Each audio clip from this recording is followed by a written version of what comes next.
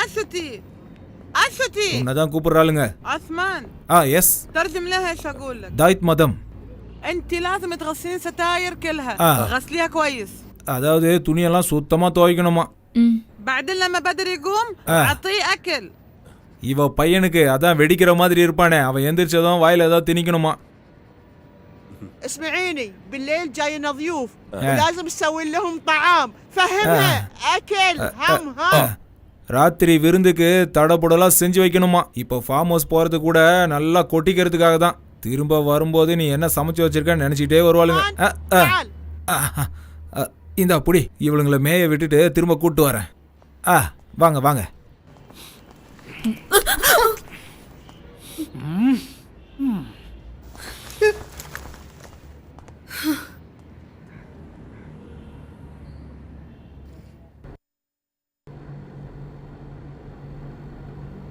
يا يا يا ناري من نارك سوارا ناري سوارا bersama dayung dayung dayung dayung sampan. ஏன் நிறுத்திட்ட? why stop? எல்லாரும் போயிட்டாங்க. All go. You sing sing. You sing. ஐயோ நான் பாட மாட்டேன்பா. நான் no sing. You sing. Sing sing sing please sing. என் நண்பனோட மச்சான் உஸ்மான் நாளைக்கு சவுதி போறான். போன உடனே விசா அனுப்புறதா சொல்லியிருக்கான். முதல்ல சின்ன வேலை தான் கிடைக்கும்னு சொல்லியிருக்கான். அப்புறம் லைசன்ஸ் எடுக்கணும். அங்க ட்ரக் ஓட்டினா நிறைய சம்பாதிக்கலாம்னு சொல்றான். அங்க 2-3 வருஷம் இருந்தா நம்ம பிரச்சனை எல்லாம் தீர்ந்துடும். நீ ஏன் எதுவுமே பேச மாட்டேங்கிற? அப்பாவோட வைத்திய செலவு, பசங்களோட படிப்புன்னு அது இதுன்னு 1000 பிரச்சனை இருக்கு. இப்போ பத்தாததுக்கு உதாரித்தனமா எங்க அப்பா வாங்கி வச்ச கடனும் என் மொத்த வீட்டு சுமையும் உங்க தலையில ஏற்றி வச்சுட்டேன் இல்ல. அதெல்லாம் ஒன்றும் இல்லடி. என் வீட்டு பிரச்சனை உன் வீட்டு பிரச்சனைன்னு எப்பவும் பிரிச்சு பேசாத. இது நம்ம வீட்டு பிரச்சனை. என்னதான் இருந்தாலும் ஒரு டீசென்டான ஹஸ்பண்டா தானே உங்ககிட்ட நடந்துகிட்டு இருக்க. என்னதான் டீசென்டான கணவனா இருந்தாலும் பொண்டாட்டி வேலைக்கு போனா மட்டும் பிடிக்காது. நீங்க ஆசைப்பட்டீங்கன்னா நான் வேலைக்கு போறேன். அது மட்டும் வேண்டாம். நீ வேலைக்கு போக வேண்டாம். நான் கொண்டு வரத வச்சு நீ குடும்பம் நடத்தின மட்டும் போதும். சரியா முட்டைக்கண்ணி?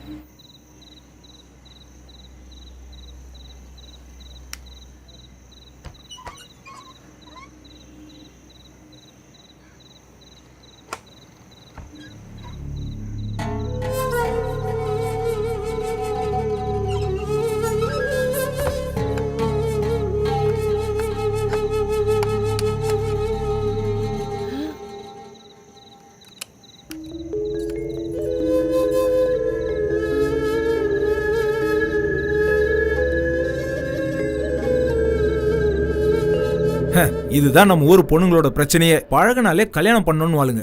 நம்ம ஊரு பிடிக்காம தான் வெளியூருக்கு வந்து நிம்மதியா இருக்கலாம்னு நினைச்சா நீ வேற தொணங்கிற. இங்க பாரு, நீ இதுக்குள்ள மூக்க நுழைக்காத. எனக்கும் அவளுக்கும் ஒரு சின்ன அட்ஜஸ்ட்மெண்ட், அவ்வளவுதான். ஒரு பொண்ணோட வாழ்க்கையில விளையாடுறது உங்களுக்கு தப்பா தெரியலையானா? உங்களையும் நம்பி ஊர்ல உங்க குடும்பம் இருக்குல்ல. அவங்க ஊர்ல தானே இருக்காங்க. இங்க நடக்கிறது அவங்களுக்கு எப்படி தெரிய போகுது? இங்க பாருமா தங்கச்சி, இந்த ஊர்ல கண்ணு காதை எப்படி பயன்படுத்தணும்னு ஃபர்ஸ்ட் தெரிஞ்சுக்க. நமக்கு வேண்டாத காரியத்தை பார்க்க வேண்டாம், கேட்க வேண்டாம். என்ன இந்த மாசம் உன்னோட சம்பளம் ஸ்பான்சர் என்கிட்ட கொடுத்தமிச்சான். 600 ரியால் இருக்கு. 600 ரியாலா? என்கிட்ட சொன்னது வேறையாச்சு. சொன்னது 800 ரியால். 200 ரியால் என்னோட கமிஷன். அந்த ஃபாத்திமா பொண்ணு அடிக்கடி என் ரூமுக்கு வரல, அதுக்கு கொஞ்சம் காசு கொடுப்பேன். அவளுக்கு கூலின்னு நினைக்காத, அவ மேல உள்ள பாசம். அந்த காசெல்லாம் இப்படிதானே சரி செய்ய முடியும். எனக்கும் ஊர்ல பொண்டாட்டி பிள்ளைங்கெல்லாம் இருக்குல்ல, அவங்களுக்கு ஒரு குறையும் இல்லாம பாத்துக்கணுமே. அப்ப இந்த காசை நானே ஊருக்கு அனுப்பி வச்சுட்டுமா?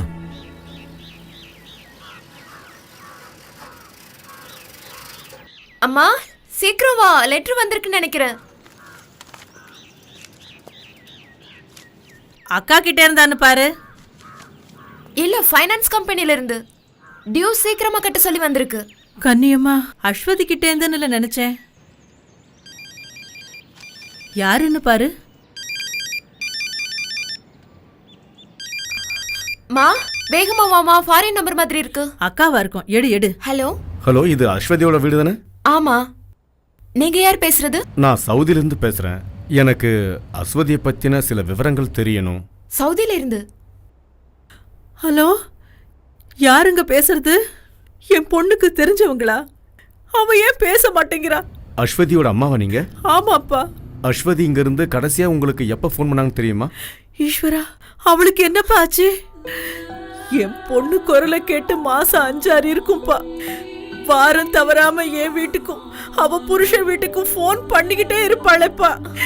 2 மாசம் தவறாம பணம் அனுப்பிக்கிட்டு இருந்தா. இப்போ ஃபோனும் இல்ல, லெட்டரும் இல்ல. அவன் நம்பருக்கு போட்டா எப்ப பாரு கிடைக்கிறது இல்ல. என் பொண்ணுக்கு என்னப்பா ஆச்சு? யாரு யாரு நீங்க? எனக்கு காசு பணம் ஒண்ணு வேண்டாம். என் பொண்ண பக்கத்துல வச்சு பார்த்தா போதும்.